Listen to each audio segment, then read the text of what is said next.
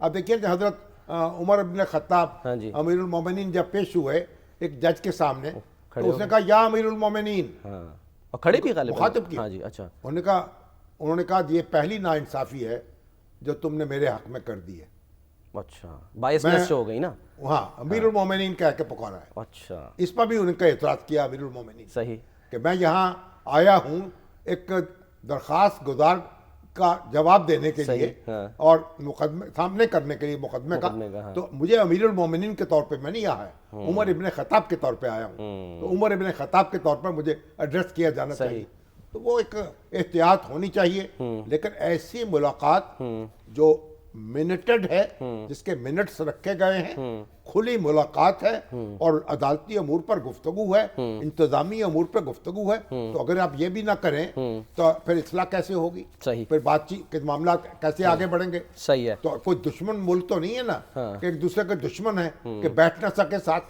تو ایک آداب کے ساتھ، احتیاط کے ساتھ ملاقات پہ کوئی اعتراض نہیں ہے، لیکن اسے معمول نہیں بننا چاہیے. چلیں اپوزیشن کو بھی انہوں نے کہا ہے کہ تجاویز کے لیے تو ظاہر حاضر ہے. اچھا سر، اپوزیشن بھی تجاویز دینی چاہیے، ہر شخص کو دینی چاہیے.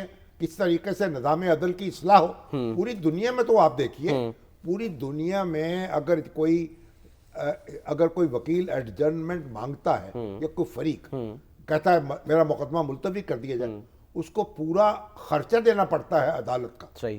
یعنی اس کی عدالت کے اوپر جو خرچ اٹھتا ہے پیشی کا، بالکل. یہاں وکیل صاحب کہتے ہیں میرے پیٹ میں درد ہے، وہ کہتے ہیں میں ٹریفک میں پھنس گیا ہوں، وہ کہتے ہیں میں لاہور میں دھند میں پھنسا ہوا ہوں، میں موٹر وے پہ پہنچ نہیں سکا.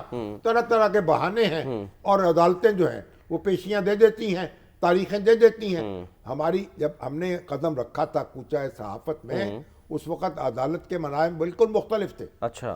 جب قتل کے مقدمات میں جب ایویڈنس شروع ہوتا تھا، دنیا ادھر کی ادھر ہو جائے، ایڈجرنمنٹ نہیں ہو سکتی تھی.